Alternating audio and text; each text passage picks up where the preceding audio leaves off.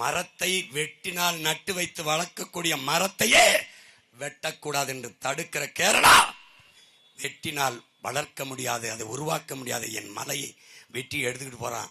இதை அனுமதிக்குதுராகும் அரசு, திமுக அரசு, அதிமுக அரசு கூட நின்று ஒரு வார்த்தை பேசுறாடா காங்கிரஸ் பாஜக. என்னத்துக்கு நீ போடுற, எதுக்கு போடுற? அவன் நம்ம வளர்த்த பூரா எடுத்துட்டு போயிட்டு அதே லாரியில குப்பையை கொண்டாந்து போட்டான். மருத்துவ கழிவு, காய்கறி கழிவு, பிளாஸ்டிக் குப்பையை இங்க இருக்கிற போலீஸுக்கு செக் போஸ்டுக்கு தெரியாம கொண்டு வரானாடா? தெரியாம கொண்டு வரானா? சொல்லு. இது வளைக்கொள்ள காடு, அவனுக்கு நம்ம அவன் பார்வையில் நம்ம குப்பமேடு. நீ சகித்துக்கிற சாரா உன் தொழுகையில, உன் ஜபத்துல, உன் வழிபாட்டுல, உன் அழுகையால இல்ல அமெரிக்க அதிபர் ட்ரம்ப் கையெழுத்து அதை எங்களை மலையை உயர்த்து காட்டுறான். காட்டு. உன்னால உருவாக்க முடியாத ஒன்றை உனக்கு அளிக்கிற உரிமை எவன் கொடுத்தான்? வளத்தை சுரண்டி கொழுப்பதை வளர்ச்சின்னு உனக்கு எவன்டா சொல்லி கொடுத்தான்? எவன் சொல்லி கொடுத்தான்? இந்த மலை ஒண்ணுதான், இந்த பூமி ஒண்ணுதான், இந்த மரம் ஒண்ணுதான். உன் பிள்ளைகளோடதரா, அவன் பிள்ளைகளோடதரா, உன் சந்ததியோடதரா பத்திரமா வச்சுட்டு போகணும்டா. அவனுக்கு ரோடு போட, அவனுக்கு வீடு கட்ட, அவனுக்கு துறைமுகம் கட்ட ஓ மலை. ஏன் அவன் மலையா இருக்கல? உனக்கு தெரியாது. மதுரையில் ஒரு வழக்கு ராத்திரிக்கு போட்டு காட்டுறேன் பாரு. அந்த நீதிபதி என்ன இவர் வழக்கு போட்டவன் யார் தெரியுமா? இந்த ஊர்ல இருக்கிற ஒரு மலையாளி. வழக்கை இந்த பிரச்சனைக்கு யார் தெரியுமா காரணம்? நாங்க தான், நாம் தமிழர் கட்சிக்காரங்க தான். எங்களை மாவட்ட ஆட்சியர் தடை போடுகிறார். அதை நீங்க கேரளாவில் மனுவில் பாருங்க.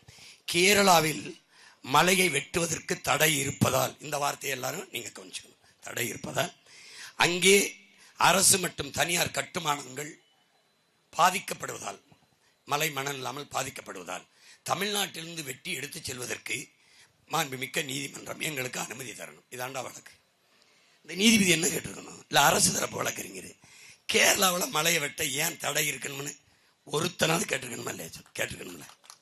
கேட்கல. அரசு தரப்பு கேட்கல, அரசாங்க வழக்கறிஞர் கேட்கல, நீதிபதி கேட்கல.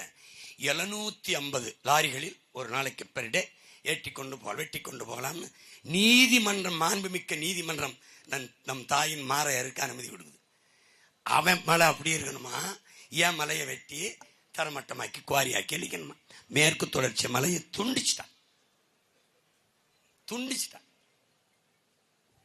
உனக்கு அதை பத்தி கவலை இல்லை.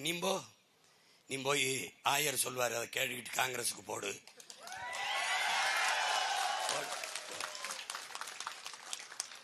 ஆனால் எழுதி வச்சுக்க, நீ நான் சத்தியத்தின் மகன், என்னைக்காவது ஒரு நாள் நீ என்னை தேடுவேன்.